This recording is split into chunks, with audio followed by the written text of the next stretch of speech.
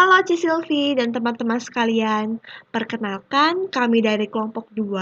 Pada hari ini kami akan membahas chapter 4 yang mengenai Analyzing Investing Activities. Sebelum masuk ke dalam materi, ada beberapa hal yang perlu kita perhatikan. Yang pertama ada investing activities atau yang biasanya disebut aktivitas investasi. Aktivitas investasi adalah aktivitas perolehan dan pelepasan aset berjangka panjang serta investasi lain yang tidak termasuk setara kas. Contoh dari transaksi ini adalah seperti menerbitkan saham atau obligasi ataupun bisa juga pembelian atau penjualan aktiva tetap atau investasi yang berjangka panjang. Nah, arus kas dari aktivitas investasi itu juga mencerminkan pengeluaran kas yang terjadi untuk menghasilkan pendapatan dan arus kas pada masa yang akan datang. Lalu kita juga harus mengetahui pengertian dari current asset, yaitu sumber daya yang siap dikonversi menjadi uang tunai dalam siklus operasi perusahaan. Yang sudah seperti kita tahu tuh contohnya seperti kas, piutang, lalu biaya dibayar di muka atau persediaan. Dan selanjutnya itu ada long term, yaitu sumber daya yang diharapkan mendapatkan manfaat perusahaan untuk periode di luar periode berjalan seperti properti, pabrik, ataupun investasi. Nah, bisa dilihat ini adalah bagian yang akan kita bahas dalam chapter 4. Lalu kita masuk dalam materi yang pertama, yaitu Introduction to Current Asset. Tadi current asset pengertiannya sama yang seperti saya sudah jelaskan di awal presentasi, yaitu termasuk uang tunai atau aset lainnya yang dapat diubah menjadi uang tunai yang biasanya digunakan di dalam siklus operasi sebuah perusahaan. Current asset itu juga diharapkan untuk dijual, dikumpulkan, ataupun digunakan dalam 1 tahun atau 1 siklus operasi suatu perusahaan.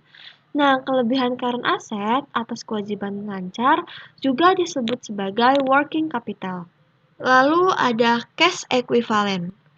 Cash and cash equivalent adalah investasi jangka pendek yang sangat liquid yang siap untuk dikonversi menjadi uang tunai dan jatuh tempohnya sangat dekat sehingga mereka memiliki resiko minimal perubahan harga karena pergerakan suku bunga.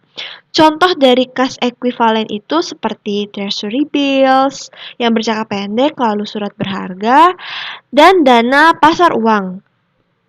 Cash equivalent juga sering berfungsi sebagai tempat penyimpanan sementara kelebihan uang tunai. Lalu yang berikutnya ada the concept of liquidity. Jumlah kas atau setara kas yang dimiliki perusahaan dan jumlah uang tunainya yang dapat dikumpulkan dalam waktu singkat. Nah, liquidity itu memberikan fleksibilitas. Yang pertama itu untuk memanfaatkan kondisi pasar yang berubah dan untuk bereaksi terhadap tindakan strategi oleh para pesaing. Lalu, selain memeriksa jumlah alat liquid yang tersedia bagi perusahaan, analis juga harus mempertimbangkan hal berikut. Yang pertama, cash equivalent yang telah diinvestasikan dalam sekuritas, ekuitas seperti kita memiliki kas atau uang tunai yang kita belikan untuk saham atau obligasi, nantinya akan memiliki resiko pengurangan likuiditas jika nilai pasar dari investasi yang tadi itu menurun. Lalu yang kedua, ada cash dan cash equivalent terkadang juga dibutuhkan untuk dipertahankan sebagai saldo kompensasi untuk mendukung pengaturan pinjaman yang ada atau sebagai jaminan untuk hutang. Lalu ada receivables. Receivables itu adalah pendapatan yang dimiliki perusahaan yang timbul dari penjualan produk atau jasa yang dibayarkan dengan menggunakan uang muka oleh perusahaan lain. Nah, receivable atau piutang dagang ini dibagi menjadi 2, yaitu accounts receivable dan notes receivable. Account receivable itu suatu jumlah pembelian kredit dari pelanggan atau perusahaan lain yang muncul sebagai akibat dari penjualan barang ataupun jasa. Nah, yang selanjutnya itu ada notes receivables, yaitu adalah sebuah surat formal yang tertulis yang diterbitkan sebagai bentuk pengukuran utang atau janji tertulis formal tentang utang yang kapan akan jatuh tempohnya. Lalu yang selanjutnya valuation of receivable atau penilaian piutang. Penilaian piutang itu termasuk hal yang penting untuk dilakukan karena memiliki pengaruh terhadap aset perusahaan dan pendapatan. Nah, karena kita sudah tahu nih, piutang itu pasti ada yang tidak dapat tertagih, maka akan muncul akun tak tertagih atau bad debt expense, yang dimana dalam neraca akan mengurangi piutang. Dan juga karena kita sudah memprediksi kerugian ini, pasti ada piutang yang tidak tertagih, nantinya kerugian ini akan dimasukkan ke dalam biaya operasi. Penilaian kualitas laba sering dipengaruhi oleh analisa piutang dan kolektibilitas. Analisis juga harus waspada terhadap perubahan dalam akun-akun, terhadap penjualan piutang atau industri dan kondisi pasar. Lalu yang selanjutnya lagi ada menganalisis piutang. Nah, salah satu cara yang sederhana untuk menganalisis piutang tuh seperti rasio piutang terhadap penjualan. Nanti hasil dari rasio ini akan memungkinkan investor untuk mengetahui sejauh mana sih penjualan bisnis yang belum dibayarkan oleh pelanggan ke perusahaan. Unqualified opinion dari auditor independen juga memberikan jaminan atas validitas dari piutang. Kita sebagai analisis harus mengenali kemungkinan kesalahan dalam penilaian koleksi. Analisis harus waspada juga terhadap insentif manajemen dalam pelaporan tingkat pendapatan dan aset yang lebih tinggi. Kalau misalnya angka yang tercatat lebih tinggi, berarti bisnis mengalami kesulitan dalam pengumpulan pembayaran piutangnya. Selanjutnya ada collection risk atau resiko pengumpulan. Biasanya pasti ada suatu alasan mengapa piutang itu tidak dapat tertagih.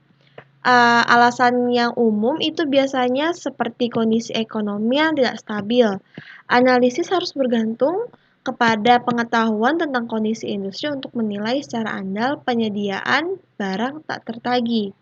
Informasi lengkap untuk menilai resiko penagihan piutang biasanya juga tidak disertakan dalam laporan keuangan.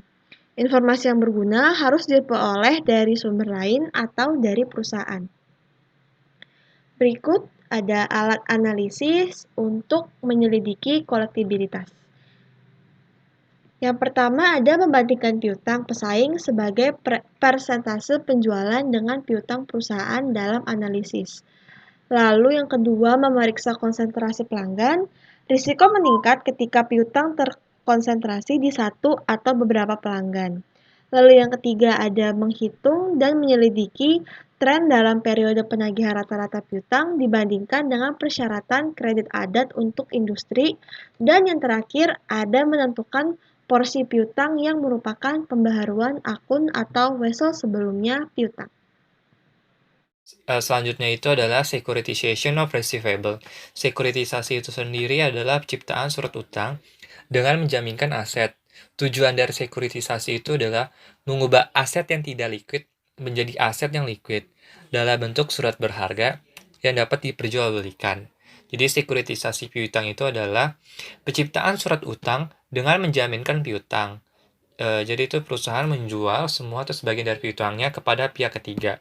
Jadi nanti nilai dari piutangnya tersebut menjadi imbal hasil dari obligasi atau surat utang yang kita dapatkan tersebut. Selanjutnya itu adalah prepaid expense atau beban dibayar di muka. Nah, prepaid expense ini adalah pembayaran uang di muka untuk jasa atau barang yang belum diterima. Jadi kita memberikan uang terlebih dahulu baru nanti kita akan menikmati barang atau jasanya di kemudian hari. Contohnya itu adalah seperti yang udah kita banyak kenal kayak sewa bayar di muka, asuransi bayar di muka, dan lain-lain. Selanjutnya itu adalah inventory. Inventory atau persediaan adalah barang yang kita simpan untuk dijual sebagai bagian dari operasi bisnis normal perusahaan. Persediaan ini adalah aset yang paling penting bagi perusahaan. Inventory ini juga berbeda dengan surplus atau equipment. Karena inventory nantinya kita akan jual kembali inventory kita yang akan nantinya mendapatkan revenue. Tapi kalau space atau equipment itu tidak kita jual, melainkan nantinya akan menjadi menunjang operasi bisnis kita atau dalam menjalankan bisnis kita. Di dalam perusahaan merchandising ini, dia memiliki rumus persediaan akhir yang sudah kita kenal, yaitu persediaan awal ditambah pembelian bersih dikurang sama barang yang terjual. Konsep penting dalam akuntansi inventory ini adalah aliran biaya.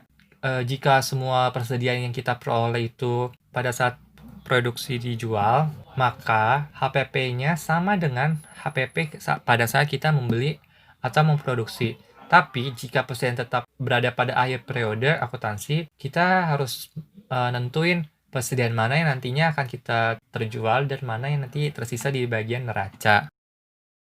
Ada dua metode dalam inventory ini, yaitu pertama ada metode FIFO dan average. Kita bahas FIFO terlebih dahulu. FIFO ini adalah cara mengasumsikan unit pertama yang nanti kita beli dan unit pertama yang terjual, atau first in, first out. Jadi yang pertama masuk, nanti itu yang akan pertama kali yang keluar juga. Metode yang kedua ini adalah average cost. Itu caranya dengan membagi biaya semua barang yang tersedia untuk dijual dengan unit yang tersedia untuk dijual, dan hasilnya itu nanti adalah biaya rata-rata per unit. Setelah ditemukan biaya rata-rata per unit, baru nanti kita bisa menghitung beban pokok penjualannya. Analisa inventory. Kita akan membandingkan metode FIFO dan average dengan menggunakan soal yang sama dari buku HLK. Di sini FIFO dan average ini menghasilkan gross profit yang berbeda, di mana gross profit dari FIFO ini lebih tinggi dibandingkan dengan gross profit di average. Kalau kita memakai average, bisa jual produk tanpa harus memperhatikan atau melihat produk mana yang masuk atau yang keluar pertama kali. Jadi metode average itu tidak peduli yang mana barang masuk duluan, mana masuk pertama kali. Karena nantinya kita cuma mengakumulasikan dan diambil dari nilai rata-ratanya saja. Ini tentu berbeda sama dengan metode FIFO, di mana kita harus hitung barang mana yang pertama kali masuk dan barang untuk dijual pertama kalinya. Tapi dalam praktek nyatanya itu atau real life-nya itu, metode FIFO ini lebih banyak digunakan atau dipakai dari segi perpetual dan periodik. Kenapa demikian? Karena hitungan dari metode FIFO ini lebih sederhana ketimbang average. Ini biasanya buat minimarket atau supermarket. Contohnya itu kayak real life-nya itu, kalau kita belanja di supermarket atau minimarket, pasti kita ambil barang yang paling depan atau di rak duluan. Nah, pengaruh biaya persediaan pada neraca atau inventory costing effect on the balance sheet. Nih, kalau pada periode kenaikan harga, asumsinya tuh kita belum pernah ngelikuidasi persediaan. Nah, LIFO itu dia melaporkan persediaan akhirnya harganya tuh lebih rendah dibandingkan dengan yang lainnya. Jadi, akibatnya itu, neraca pada perusahaan LIFO itu tidak secara akurat mewakili investasi saat ini. Makanya itulah alasan mengapa LIFO saat ini tidak digunakan lagi dalam metode inventory. Karena dia tidak mewakili nilai investasinya itu secara akurat atau tepat gitu, dibandingkan dengan metode jenis lainnya. Pengaruh biaya persediaan terhadap Harukas atau inventory costing effect on cash flow. Nah, peningkatan laba kotor di bawah FIFO ini, dia juga menghasilkan pendapatan sebelum pajak yang lebih tinggi. Nah, akibatnya dari pendapatan sebelum pajak yang lebih tinggi, jadi kita kewajiban pajaknya pun akan lebih tinggi. Dalam periode kenaikan harga, perusahaan yang dapat terjebak dalam tekanan arus kas, kadang mereka membayar pajak lebih tinggi dan harus mengganti persediaan yang dijual dengan biaya penggantian lebih tinggi daripada biaya pembelian awal. Karena dia menghasilkan pendapatan sebelum pajak yang tinggi, makanya nanti dia memiliki kewajiban untuk membayar pajak yang tinggi juga gitu. Oke, selanjutnya saya akan melanjutkan penjelasan lanjutan dari teman saya. Nah, di sini kita masuk ke lower of cost or market. Ini masih satu kaitan sama inventory ya. Nah, lower of cost or market di sini itu dapat kita kenal dengan metode LCNRV.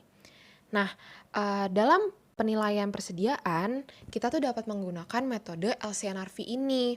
Metode LCNRV itu apa sih? Metode LCNRV adalah sebuah metode untuk menilai persediaan pada saat terjadinya penurunan nilai dari persediaan tersebut.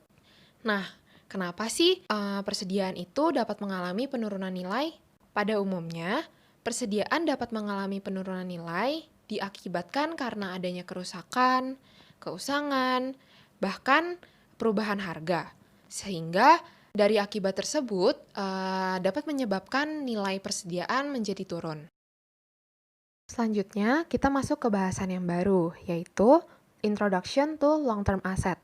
Pasti di sini udah pada nggak asing sama yang namanya long-term asset. Nah, long-term asset merupakan sumber yang digunakan untuk meningkatkan operating revenues ataupun untuk dapat mengurangi biaya operating untuk lebih dari satu periode.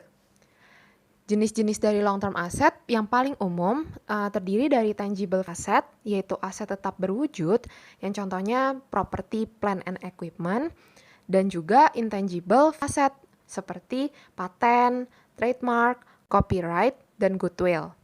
Nah, di bahasan yang ini kita akan membahas mengenai konseptual yang berkaitan dengan long-term asset sendiri.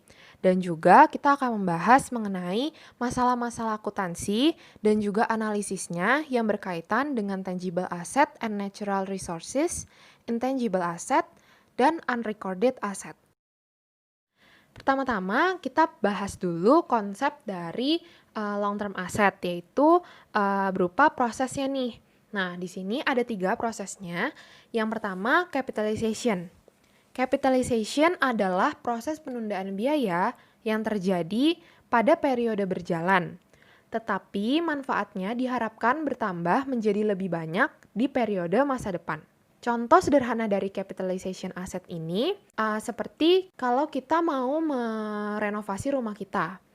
Rumah kita yang awalnya ada 2 lantai, kita mau renovasi, mau nambah jadi 3 lantai. Jadi kayak kita nambah 1 lantai lagi.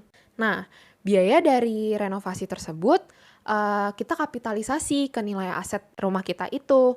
Kenapa? Karena pada akhirnya aset rumah kita itu akan bertambah masa manfaatnya juga. Lalu yang kedua di sini ada allocation. Nah, allocation ini adalah sebuah proses pengeluaran aset berkala untuk satu atau lebih manfaat yang diharapkan di masa depan. Proses alokasi ini disebut depreciation untuk aset berwujud, amortization untuk aset tidak berwujud, dan depletion untuk natural resources. Terdapat 3 faktor untuk menentukan jumlah biaya alokasi. Yang pertama, kita membutuhkan umur manfaat atau yang dikenal dengan useful life. Yang kedua, ada salvage value atau nilai sisa. Dan yang terakhir tentunya metode dari alokasi, yaitu allocation methodnya. Yang ketiga, ada proses impairment. Proses impairment adalah proses penurunan nilai buku ketika arus kas yang diharapkan tidak lagi mencukupi untuk memulihkan sisa biaya atau recoverable amount yang dilaporkan di neraca. Ketika arus kas yang diharapkan kurang dari carrying value asetnya, maka aset tersebut akan dilakukan penilaian ulang dengan fair value market. Kemudian, fair value asetnya akan menjadi biaya peroleh baru dan akan disusutkan selama sisa masa manfaatnya. Selanjutnya, kita akan membahas mengenai efek dari rasio dan juga financial statement antara capitalizing versus expensing. Nah, di sini kita akan membahas dulu yang financial statement. Kapitalisasi memiliki 2 efek untuk pendapatan. Yang pertama, yaitu menunda pengakuan beban dalam laporan keuangan. Yang mana artinya, kapitalisasi itu dapat menghasilkan pendapatan yang lebih tinggi dalam periode akuisisi, tetapi dapat mengakibatkan pendapatan yang lebih rendah pada periode berikutnya, dibandingkan jika kita melakukan expensing atau pengeluaran biaya secara langsung. Efek yang kedua di sini adalah menghasilkan pendapatan yang lebih lancar. Kenapa sih pengeluaran itu dapat menghasilkan pendapatan yang tidak stabil?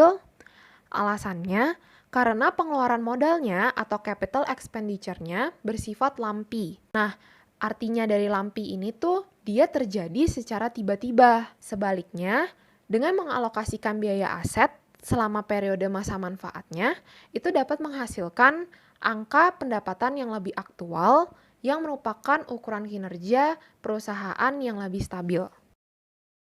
Berikutnya, saya akan membahas mengenai ratio efek antara capitalizing dengan expensing. Kapitalisasi dapat memiliki efek untuk rasio. Yang pertama ada rasio return on investment. Kapitalisasi atau capitalizing dapat menurunkan pendapatan dan juga rasio dari return on investment. Hal ini akan memberikan efek antara numeratornya yaitu berupa income dan denominatornya berupa investment dalam return on investment ratio. Sebaliknya, jika melakukan expensing atau pembebanan biaya aset dapat menghasilkan investasi yang lebih rendah dan meningkatkan pendapatan. Yang kedua, yaitu solvency ratio. Pengeluaran langsung atau expensing dari biaya aset, solvency ratio seperti debt to equity, dapat mencerminkan keadaan yang lebih buruk pada perusahaan. Hal ini terjadi karena pengeluaran biaya langsung atau expensing dapat mengecilkan nilai ekuitas untuk perusahaan dengan aset yang produktif. Ketiga, dan yang terakhir, yaitu operating cash flow. Ketika biaya aset langsung dibebankan atau expensing, maka akan dilaporkan sebagai operating cash outflow. Dan sebaliknya, ketika biaya aset dikapitalisasi atau capitalizing, maka akan dilaporkan sebagai investing cash outflow. Yang mana artinya, pengeluaran atau expensing dari biaya aset yang langsung akan meningkatkan operating cash outflow kita dan juga mengecilkan investing dari cash outflow pada tahun pengakuisisiannya. Dan sebaliknya jika kita melakukan kapitalisasi biaya. Sekarang kita akan masuk ke plan asset and natural resources. Jadi, plan aset itu sama kayak property, plant and equipment atau yang biasa kita sebut PPE. Nah, dia ini adalah aset berwujud yang bisa kita pakai di perusahaan jasa, dagang, dan juga manufaktur. Dan masa manfaat aset ini tuh lebih dari 1 tahun. Nah, dan jangan lupa juga kalau PPE ini bukan buat dijual dalam kegiatan bisnis. Jadi cuma bisa dipakai dalam aktivitas operasional perusahaan doang. Selanjutnya di valuing plan asset and natural resources, kalau misalnya kita mau nilai PPE, kita itu pakai prinsip historical cost, di mana semua pengeluaran yang kita pakai buat dapetin asetnya tuh dicatat. Misalnya nih kita mau beli AC, nah dari harga AC-nya, biaya kirim AC ke kantor, sampai biaya pasangnya, nah itu semua dimasukin ke dalam nilai aset tersebut. Nah kalau misalnya natural resources atau wasting asset, itu adalah hak untuk mengekstrasi atau mengkonsumsi sumber daya alam. Jadi kita beli nih haknya, bisa buat mineral, kayu, gas, minyak, dan lain-lain. Sama juga, jadi ngitung asetnya tuh dari biaya penemuan, biaya eksplorasi, terus juga biaya pengembangan. Nah kalau untuk penyusutannya nih, kalau plant and equipment itu namanya depresiasi. Ingat ya, kalau land tuh nggak disusutin loh. Terus kalau untuk sumber daya alam, kita namain depresi, yang nanti akan dibahas di chapter 6. Pertama kita akan bahas yang depresiasi dulu. Kenapa sih harus didepresiasi? Jadi prinsip awalnya tuh kalau kita dapat pendapatan dari aset yang kita pakai, berarti akan ada beban yang harus ditanggung. Contoh gampangnya nih, kalau tukang ojek kan kalau mau dapat duit harus ngojek kan. Ngojek butuh motor. Nah motor ini merupakan aset si tukang ojek kan. Nah pas lama ngojek, bawa penumpang, terus nanti dapat duit, pasti kan adalah motornya mogok atau bannya kempes. Pokoknya hal-hal yang bisa ngebikin performa motornya turun, bikin nilainya turun. Nah penurunannya ini yang kita catat sebagai depresiasi. Nah sekarang kita akan bahas rate of depresiasi. Jadi cara nentuin rate-nya itu bisa berdasarkan 2 faktor. Yang pertama ada useful life, yang kedua ada metode alokasinya. Kalau useful life itu sebenarnya macam-macam ya nentuin lamanya, bisa ikutin ekonomi atau bisa ikutin pengalaman. Makanya tiap perusahaan tuh bisa punya useful life yang beda-beda meskipun punya aset yang sama. Jadi benar-benar terserah kebijakannya lah.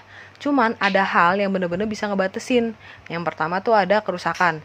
Ya sebenarnya kalau di servis sih bisa aja memperpanjang umur. Cuman kan nggak mungkin kita terus-terusan servis kan.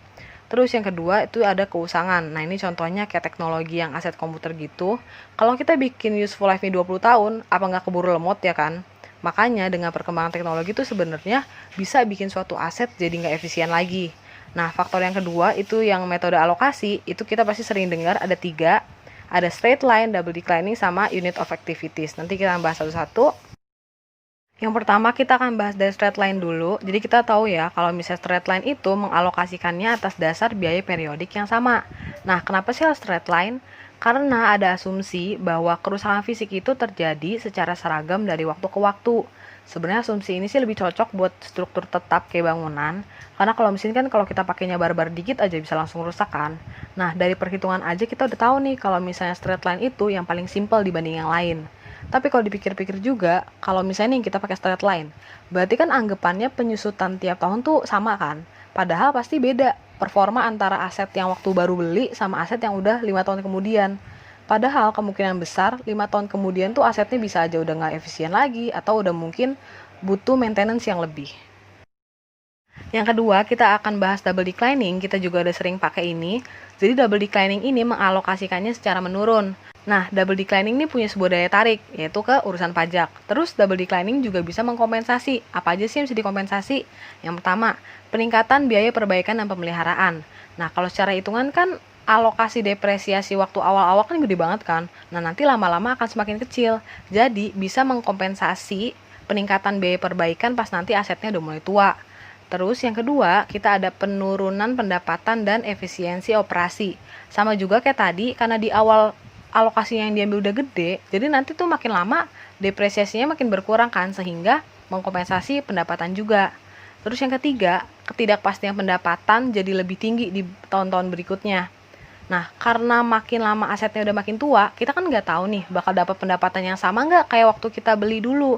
Kayak misalnya nih, dulu waktu awal beli mesinnya bisa produksi 100.000 unit. Sekarang nurun jadi 80.000. Kan kita nggak bakal tahu kan pendapatan tahun-tahun depan nanti bakal berapa. Nah, hal-hal kayak gini yang mungkin jadi pertimbangan kenapa double declining bisa dipakai.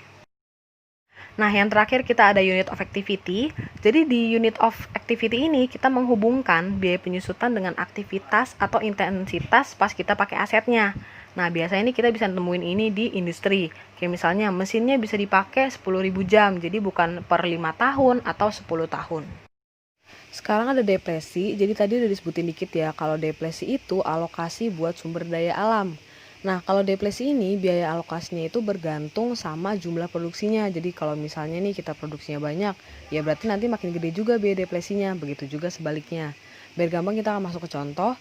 Jadi misalnya kita mau beli hak buat nambang nih. Kita beli nih lahannya, misalnya harga lahannya 5 juta. Terus kita estimasi kayaknya di dalam sini bakal ada 10 juta ton ore deh. Ore tuh kayak biji tambang. Nah, misalnya rate of depresinya itu 0,5 per ton ore.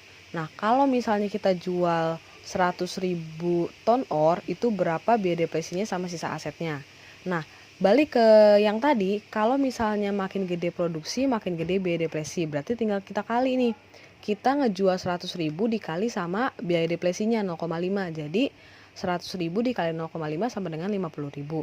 Nah, untuk sisa asetnya tinggal kita kurang dari harga lahan sama biaya depresi, yaitu 5 juta dikurang 50.000, jadinya 4.950.000. Dari tadi kan kita udah bahas depresi nih. Nah, emang kalau misalnya udah didepresiasi bakal menunjukkan nilai aset yang sebenarnya? Kan nggak juga kan?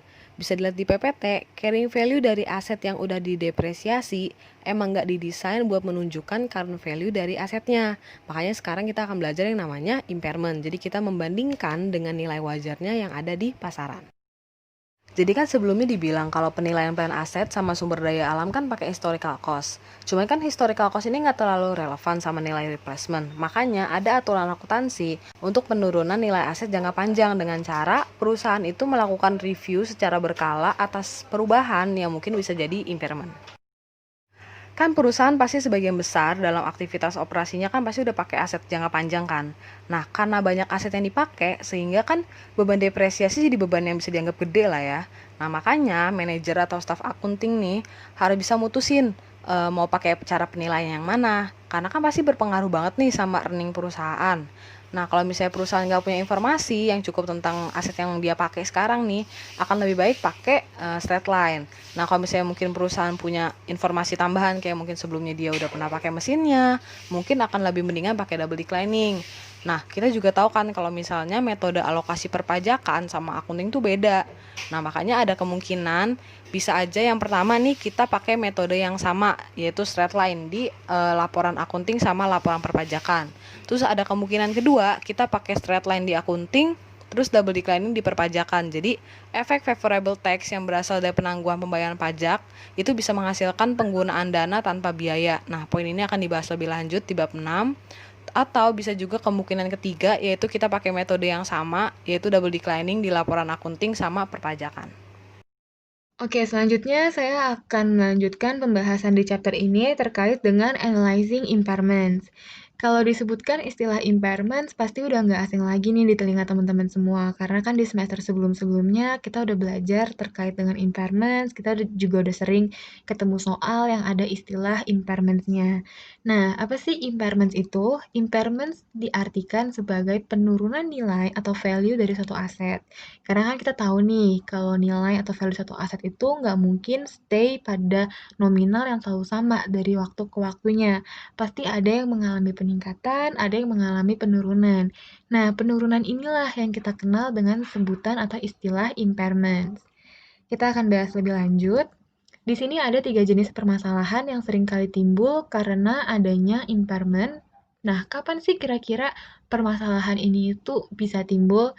Biasanya terjadi pada saat pertama, saat kita mengevaluasi kesesuaian jumlah penurunan nilai. Lalu yang kedua, saat kita mengevaluasi ketepatan waktu penurunan nilai. Dan yang ketiga, terakhir, pada saat kita menganalisis pengaruh penurunan nilai tersebut terhadap penghasilan. Nah, karena impairment yang ingin kita bahas di sini itu lebih mengacu pada aspek intangible asset, jadi kan intangible itu kita nggak bisa ngeliat nih bentuk fisiknya itu seperti apa. Sisa dari aset tersebut tuh seberapa sih? Dan kita nggak tahu angka fix atau angka realnya berapa besar penurunan dari aset tersebut. Nah, jadi gimana kalau kita mau melakukan perhitungan impairment-nya? Kita bisa lakukan dengan memasang estimasi atau perkiraan. Tapi kan yang namanya estimasi atau perkiraan nggak akan selalu tepat. Pasti ada yang meleset perkiraannya. Nah, ketidaktepatan dan ketidaksesuaian inilah yang menjadi peluang timbulnya masalah-masalah pada saat perhitungan impairment berlangsung. Nah, selain itu, karena kita menggunakan estimasi, kita juga nggak bisa melakukan perhitungan dengan kuantitatif secara fix, secara real, angkanya kita nggak tahu. Disebutkan juga bahwa perhitungan impairment terhadap intangible asset itu akurasinya sangat rendah. Nah, tingkat akurasi yang rendah ini juga yang memicu terjadinya masalah pada saat perhitungan penurunan nilai suatu aset. Selanjutnya ada intangible asset. Apa sih intangible asset itu? Kalau kita artikan dari namanya, intangible asset berarti kita nggak bisa ngelihat wujudnya, kita nggak bisa ngelihat fisiknya, kita nggak bisa pegang, kita nggak bisa pindahin. Tapi kalau secara textbook, intangible asset diartikan sebagai hak, hak istimewa atau privilege, dan manfaat atas kepemilikan atau kendali. Kita memang nggak bisa ngelihat, nggak bisa pegang si aset tersebut, tapi aset tersebut masih dikategorikan sebagai harta, kekayaan, yang dimana kita bisa rasakan manfaatnya. Kita punya nih kelebihan atau keunggulan atas kepemilikan aset tersebut, atau yang kita sebut dengan privilege. Nah, karakteristik intangible asset itu seperti apa sih? Yang pertama, intangible asset itu tidak dapat dipisahkan dari suatu perusahaan atau segmennya. Jadi dia akan terus melekat pada perusahaan tempat dia berasal atau tempat dia dibeli, walaupun dia tuh nggak ada bentuk atau fisiknya. Jadi dia tetap akan melekat sampai kapanpun selama perusahaan tersebut masih beroperasi dan berlangsung dengan baik serta memiliki prospek bisnis yang bagus. Lalu yang kedua, memiliki masa manfaat tidak terbatas. Berbeda dengan tangible asset, kalau tangible asset kan kayak mesin, gadget, alat-alat elektronik yang bisa kita lihat, kita bisa tahu nih pada saat kita gunain, oh mesinnya udah mulai lama nih, kalau dipakai udah mulai mati-mati, kayaknya sekitar 1 sampai 2 tahun lagi udah nggak kuat untuk beroperasi lagi deh mesin ini, kita harus ganti mesin baru. Nah, kita kan bisa ngeliat kan pakai kasat mata kita, tapi kalau intangible asset kan nggak bisa, makanya dikatakan manfaat dari intangible asset itu tidak terbatas. Yang terakhir, ketiga, mengalami perubahan penilaian yang besar berdasarkan keadaan persaingan. Maksudnya di sini adalah contohnya franchise. Saat kita ingin membeli license dari merek makanan yang lagi hype, lagi booming di kalangan masyarakat, pasti harga merek dan license-nya itu tuh akan mahal banget. Kenapa? Karena persaingannya itu di pasaran lagi benar-benar ketat banget, lagi tinggi. Jadi diartikan harga atau nilai dari intangible asset itu dipengaruhi besarannya dengan keadaan persaingan di lingkungan bisnis di sekitarnya. Selanjutnya ada accounting for intangible. Kita akan lihat nih, di dalam accounting itu intangible dibagi jadi berapa kategori sih, gimana cara perhitungannya, dan seperti apa perlakuannya. Nah, di sini dalam accounting for intangible itu, intangible dibagi menjadi dua. Yang pertama itu ada identifiable intangible, dan yang kedua ada unidentifiable intangible. Kalau secara mudahnya kita artikan identifiable berarti dapat diidentifikasi. Kalau unidentifiable berarti tidak dapat diidentifikasi. Nah, secara rincinya itu apa? Yang pertama, kita akan bahas identifiable dulu. Identifiable intangible adalah benda tak berwujud yang dapat diidentifikasi. Tapi apa sih maksudnya?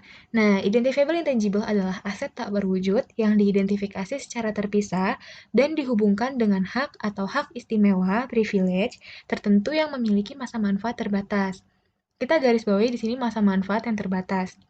Di awal tadi, pada saat penyebutan karakteristik intangible asset, dikatakan bahwa masa manfaat intangible asset itu tidak terbatas. Tapi kenapa di sini disebut terbatas? Jadi ini tuh beda pokok pembahasannya. Kalau yang awal tadi kita lebih mengarah pada karakteristik si asetnya itu. Tapi kalau di sini yang dimaksud manfaatnya terbatas itu adalah si hak dan hak istimewanya atau hak kepemilikan atas aset tersebut. Contohnya di sini ada patent, trademark, copyright, dan franchise. Nah, contohnya kita ambil paten. Misalnya seseorang pencipta lagu, dia menciptakan lagunya dan mendapatkan paten dari pemerintah.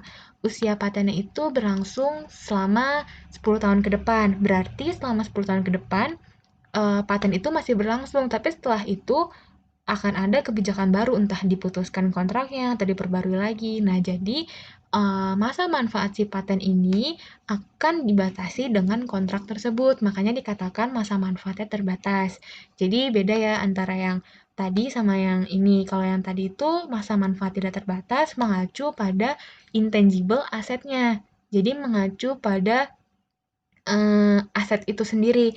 Kalau di masa manfaat terbatas di sini yang kita bahas, itu kepemilikannya, haknya. Jadi si pencipta lagu ini tuh terbatas haknya atas paten tersebut, tapi patennya itu tidak terbatas masa manfaatnya. Yang terbatasnya itu hak kepemilikannya dan hak istimewa atau privilege-nya.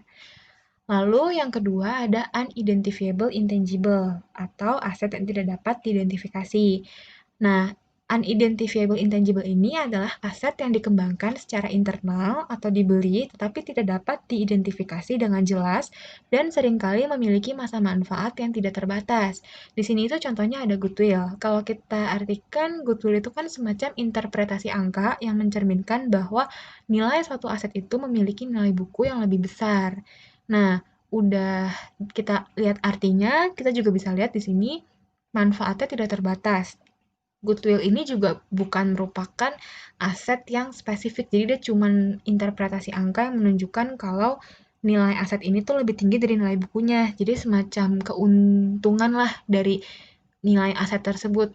Nah, itu kan ngebuat si goodwill ini semakin susah banget untuk diidentifikasi. Nah, selain itu, alasan yang ketiga adalah si goodwill ini merupakan hal yang dikembangkan secara internal, sehingga nilai dari goodwill ini tidak dicatat dalam neraca. Nah, jadi dia dicatatnya hanya pada saat terjadi pembelian, tapi nggak masuk ke dalam neraca. Tiga hal tadi itu menjadi alasan kuat kenapa goodwill tergolong dalam unidentifiable intangible, karena akan semakin sulit untuk diidentifikasi si aset tersebut. Nah, kita perlu tahu bahwa ketika suatu perusahaan akan mengakuisisi perusahaan atau segmen perusahaan lain, perusahaan itu perlu untuk memperhitungkan jumlah atau besaran goodwill-nya ke semua aset yang dapat diidentifikasi, termasuk identifiable intangible, dan liabilitas sesuai dengan nilai pasar wajarnya. Selanjutnya ada amortization of intangible. Nah, di sini disebutkan bahwa lamanya masa manfaat suatu aset itu bergantung pada kondisi permintaan, keadaan persaingan, batasan hukum, kontrak, peraturan, atau kondisi ekonomi. Di sini saya ada dua contoh yang ingin saya jelaskan terkait dengan faktor-faktor yang tadi disebutkan di atas. Yang pertama itu ada paten. Paten adalah hak eksklusif yang disampaikan oleh pemerintah kepada penemu untuk jangka waktu tertentu. Nah, jadi paten itu kan merupakan intangible asset. Nah, kalau dalam kasus ini, seperti yang tadi kita udah ambil contoh, misalnya kayak pencipta lagu, dia dikasih masa patennya itu 10 tahun. Nah, setelah 10 tahun itu akan ada regulasi baru, entah patennya itu diperpanjang atau diputuskan. Nah, jadi paten ini masa manfaatnya dibatasi oleh batasan hukum. Nah, kita bisa lihat tuh di atas, lamanya masa manfaat bergantung pada ada kan batasan hukum. Nah, itu salah satu contohnya. Lalu yang kedua, leasehold and leasehold improvement. Contohnya kita nyewa rumah sama orang. Si pemilik rumah pasti akan ngebatasin, saya kasih kamu sewa 2 tahun, setelah itu kamu pindah ya, saya mau jual rumahnya. Nah, berarti masa manfaat dari sewa itu, masa manfaat dari rumah itu, aset itu akan bertahan selama 2 tahun. Setelah itu akan hilang atau diputuskan masa manfaatnya. Berarti masa manfaat dari leasehold and leasehold improvement ini akan dibatasi oleh kontrak. Nah, kita juga bisa lihat di atas ada disebutkan salah satu faktornya adalah kontrak. Jadi, kurang lebih contohnya seperti itu. Selanjutnya, kita akan membahas terkait dengan analyzing intangibles. Nah, dalam menganalisis laporan keuangan, banyak banget pihak yang menganggap bahwa intangible asset itu memiliki resiko yang tinggi. Kenapa? Karena pertama, intangible asset itu juga dianggap sebagai aset berharga suatu perusahaan, tapi dia punya banyak banget kelemahan. Nah, di antaranya yang paling menonjol itu adalah pertama, dia nggak punya wujud. Jadi dia nggak ada wujud fisik yang bisa kita lihat, bisa kita pantau. Lalu yang kedua, tidak ada angka fix, angka real yang dapat diperhitungkan secara kuantitatif, sehingga akurasi terhadap perhitungan aset tersebut lemah. Kurang lebih sama seperti yang sudah saya bahas di awal terkait dengan masalah-masalah dalam impairment. Jadi karena kita hanya mengestimasi, kita hanya memperkirakan, sedangkan si intangible asset ini juga punya andil penting, dianggap sebagai hal yang berharga juga di perusahaan, jadi dikhawatirkan bahwa perhitungan intangible asset ini akan menimbulkan kekeliruan dalam perhitungan neraca keuangan suatu perusahaan. Makanya dikatakan memiliki resiko yang tinggi. Selanjutnya ada asset revaluation under IFRS. Nah, IFRS atau IAS 16 ini mengatakan bahwa mengizinkan perusahaan untuk mencatat nilai tercatat aset jangka panjang bahkan di atas biaya historis atau historical cost yang terdepresiasi. Jadi si IFRS ini bilang perusahaan tuh boleh loh mencatat nilai aset yang terdepresiasinya di atas nilai historical cost-nya dia, nilai awal dia beli aset tersebut.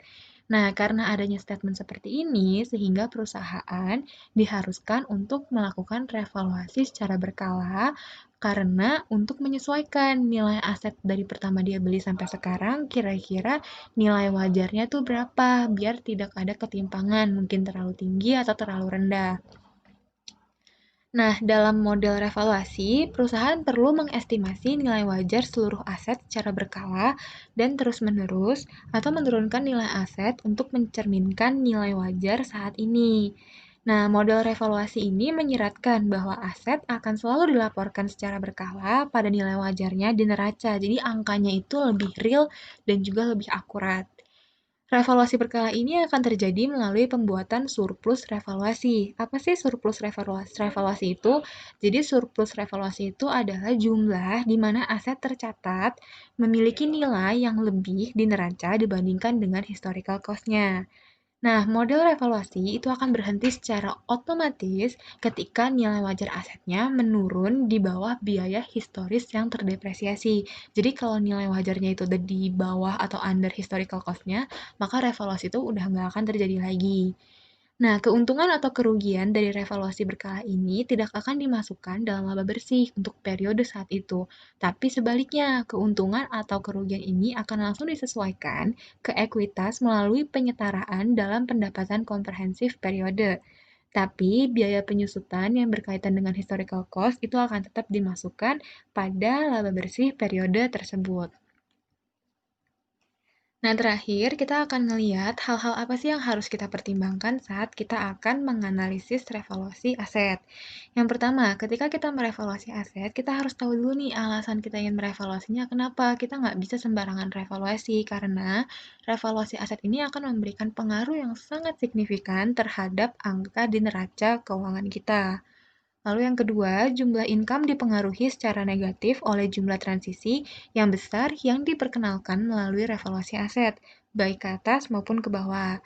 Yang ketiga, revaluasi seringkali dilakukan atas kebijaksanaan manajemen. Jadi banyak banget perusahaan yang melakukannya namun tidak melihat kembali atau tidak menilai kembali nih aset mereka itu berapa nilainya saat ini. Oleh karena itu, penting untuk menghilangkan pengaruh aset revaluasi saat membuat perbandingan antar perusahaan.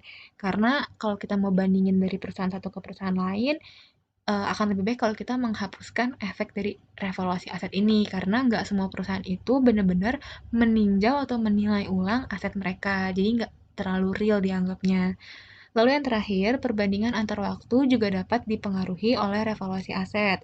Misalnya, file revaluasi aset memiliki efek untuk memperlancar pendapatan dan rasio THM. Nah, dalam melakukan analisa laporan keuangan, terutama dalam aspek aset, pihak keuangan itu dituntut untuk memiliki sifat yang skeptis, jadi jangan memihak manapun pada saat menjalankan penilaian atau pembuatan laporan keuangan agar angka-angka yang tertera di dalam laporan keuangan tersebut lebih real dan tidak tampak memihak pihak tertentu. Oke, demikian presentasi dari kelompok kami. Mohon maaf apabila ada kesalahan dalam penyampaian materi. Semoga apa yang saya dan teman-teman kelompok saya sampaikan bisa bermanfaat dan dimengerti oleh teman-teman semua. Kalau ada yang ingin ditanyakan, boleh ditanyakan ke kita. Terima kasih.